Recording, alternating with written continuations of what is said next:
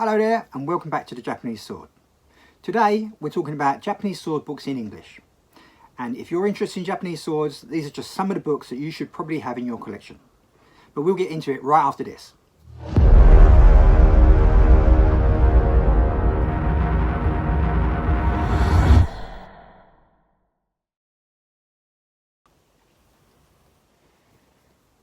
Hello there and welcome back to the Japanese Sword. Today we're talking about Japanese sword books in English that you should probably have in your collection if you're interested in Japanese swords. So before I do that though, let's put my YouTuber hat on and ask you to please like and subscribe and make sure you click the notifications button so that you get future videos in your feed. Right, great, thank you. So first up, we're going to go with The Sword and the Same. Now the books are not in no particular order. I'm just going to go through the books I have here. There'll be some honourable mentions at the end, so stick around to the end to see the honourable mentions and also books that are in production. So first of all, we're going to go with The Sword and the Same by Jody. Now this is a classic, absolute classic. You know, it's not just got information about swords, it's got information about the origin myths of Japan and the history of Japan and things like this. And you know, and the book about Same as well. So it's a very, very good book. It's a really, really good foundation book. Also, because it's very old, it also has old terminology in there. So if you come across words in other books that you can't find terminology, if you come back to here, it more than likely has a good explanation. So that's number one. Let's move on to the next one. Next up, The Samurai Sword by John Yumoto. Another classic, very basic information, but this one, the older books tend to include the kanji. So that's very good, you know, so you get to read the kanji and you learn how to read the inscriptions and things like this. Now, like I said, it's a little bit dated because the diagrams are a little bit old and a little bit rudimentary. But, you know, this is still a classic, still very widely available and good fundamental information on Japanese swords. So, you know, it's a good one for your collection, especially if you're starting out.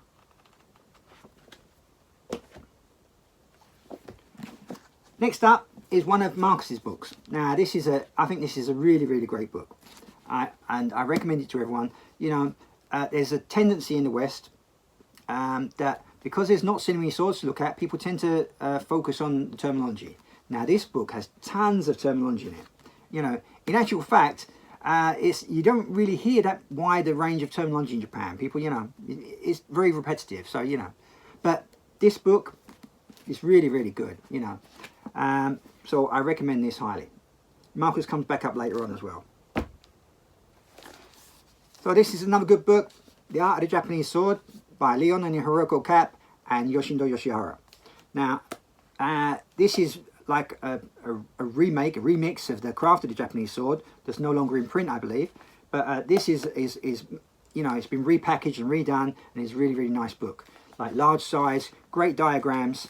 If you look inside, you've got all these diagrams of things and great photography, information about Tatara, great photographs of swords. It's very, very well done. Shiny pages, very, very nice. And it retails at, like I said, the price in Japanese. So I'm not sure what the price is in dollars, but like I said, I'll put the links below and you can check out the links in the description. Okay, time for one of mine. This is Swords of Japan. It's actually written by Kubo Yasuko, who's a curator at the Sword Museum in Ryogoku in Tokyo. And I provided translation. You know, very tiny, handy book. You can carry around with you, take it places. And but fundamental information with great little diagrams and there's also tidbits of phrases that relate to Japanese swords. Now, sayings that originally come from the sword, but then take on a new meaning in everyday life. For example, sori ga awanai. Sori ga awanai means that the curvatures don't meet. So when you put the wrong sword in the wrong scabbard, it won't go into the scabbard. So that means sori ga awanai, because the curvatures don't meet. But in Japanese everyday life, sori ga awanai nowadays means that you don't get along with someone. You and that person's curvatures don't meet, so you don't get along with them. Yeah, it's kind of interesting. Okay, next up is The New Generation of Japanese Swordsmiths by Tamio Tsuchiko.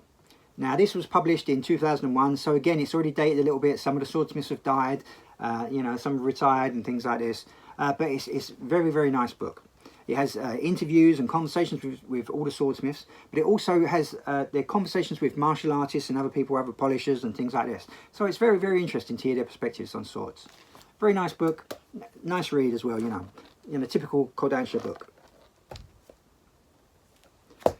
Next up is Modern Japanese Swordsmiths, 1868 to 1945. Now this is a very, very good book. I'm not sure if it's still available, but if you can get hold of it, it's well worth it, because it's got some tiny mistakes in it. For example, you know, photograph at the start, it says Ono Tadashi, it's not Ono Tadashi, this is Ono Yoshimitsu, you know, the famous Jukujoji swordsmith. Ono Tadashi is a sword researcher. He's, as far as I know, he's still alive at the moment, but yeah, it's not him. So Ono Tadashi made several of the Meikan on modern swordsmiths and other books, but yeah, it's not him.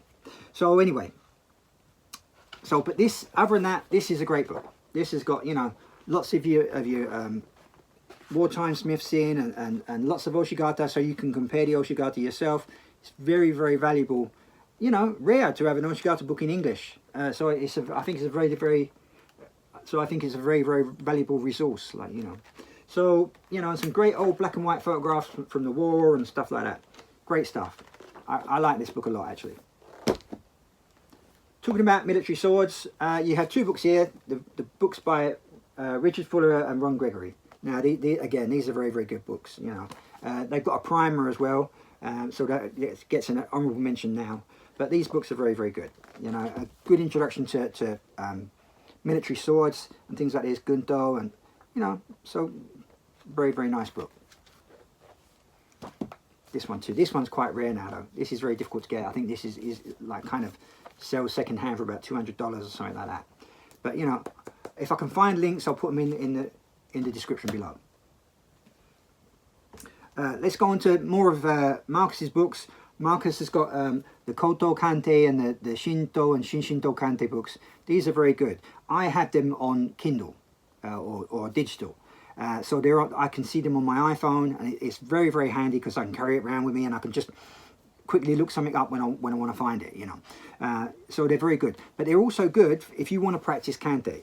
The only problem with practicing Kantei with those books is because they're in order, you pretty much know where you are, so it's not random enough to you know. But you know, that's okay if you want to practice Kantei using that. That's all well and good.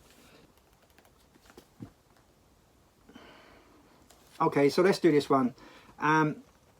This is still available at the moment for a very good price. It's a good book. It's a good book. I like it. The author's opinions are quite extreme at times. I'm trying to be as diplomatic as I can about this book. I doubt if it'll ever go into print again. Not with my translation anyway. So it might come out in another format, maybe.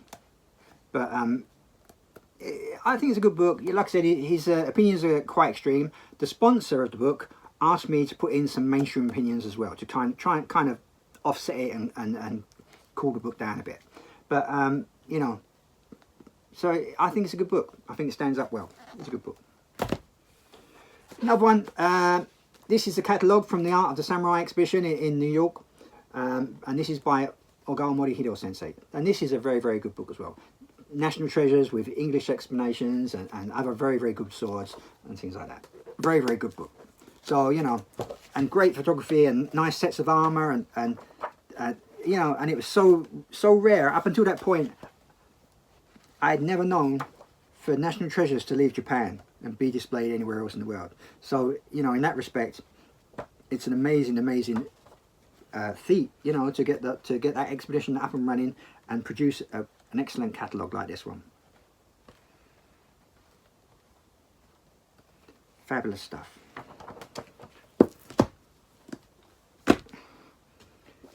Next up, everyone's favourite, the Connoisseurs Book of Japanese Swords. Very good book, just very inconvenient. You know, the original book is about 1/3 of the size of this, and very light, compact, thin pages. You can take it to your study group with you. It's very easy to carry around. This is big and heavy. You know, what was Kodansha thinking? Why can't you have done the same thing as the Japanese version? So, you know, that's my only complaint about this book.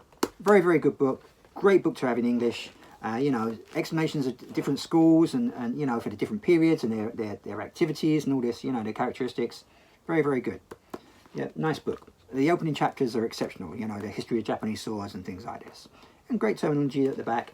Also in this book at the back is, which leads me to my next book, is a Koto Shinto Dozen Hyo, which is like a chart of the different swordsmiths of the different periods working in the three periods. Actually, it's only split between two. It's only split between Koto and Shin-shinto are clubbed in together, as is the usual. So, like I said, that brings me to my next book, which is the Japanese sword version of the Koto Shinto Dozen Hyo. So it also has an explanation about how to play Kantei Nyusatsu, you know, in Japan, and the point system. But this little book is, you know, again, is about being handy sized, so you can take it with you, and it's very handy to have, you know. But this chart acts as a part of the elimination process when you're playing Kantei, Nyusatsu Kantei. You know, so you look at a blade, you think, oh, okay, it doesn't look Shinto, this looks Koto, so okay, so forget all the pages to do with Shinto and Shin-shinto, you know. And then, you know, and then you work down and narrow it down to the province and the maker and things like that. Now, when I made this, that's because I was going to lots of different Kantei Kai around Tokyo, and pretty much every Kantei Kai had their own version of that book. So the MBTHK has a version. This is a group called the Shunka Kai. That's their version. There's the version in the back of the Nagayama Kokan book, the Japanese version. You know, so what I done was included, I kind of melded my favourite ones, and then I included some of the swords that I've seen at regularly at Kantei Kai that didn't appear in some of the books. So, you know, I made my own version. But they're all pretty much the same. They're all just pretty much the same thing. Now, and that's because it's a very important tool for playing Kantei. And I say playing because doing it as a pastime, not doing it as a job. Right, so on to the honourable mentions. So honourable mention number 1, Japanese Sword Blades by Alfred Dobre. Yeah, it's a nice little book, good little book. Yeah, you know, again, like you know, we don't seem to get it so much in the newer books, but the the kanji explanations, you know, how to read kanji and stuff like this. This, you know, I think that's very important. It's very, very good. Next one, honourable mention. I'm kind of torn about this, to be honest. This is another classic that everyone likes, but it's got some, again, it's dated, and it's got some things in there telling you to do things that people don't advise anymore, you know, about how to remove rust or how to treat things.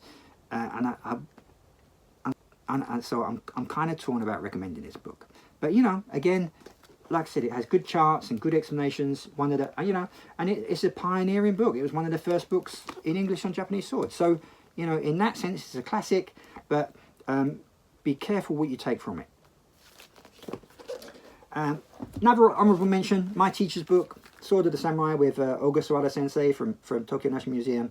And, you know, this is books, you know, swords out of the British Museum and things like that. Yeah, it's a good book, nice book. Another one, honourable mention, is another one of mine, another translation of mine, is Nihon no Bi Nihonto, the Japanese sword. Now, I think you can get this on I think it's still in print.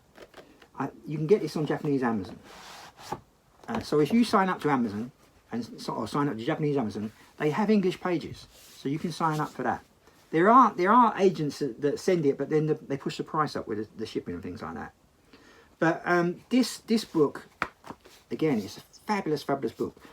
It's mostly translated into English, but because of size constraints. Now, when you translate from Japanese into English, the text usually expands by about 1/3 on average. So, you know, you have to figure out ways to condense it. And the way that we had to condense it was, I translated all of it, but then we went back through and removed information that we didn't think was really that necessary, you know, in English anyway.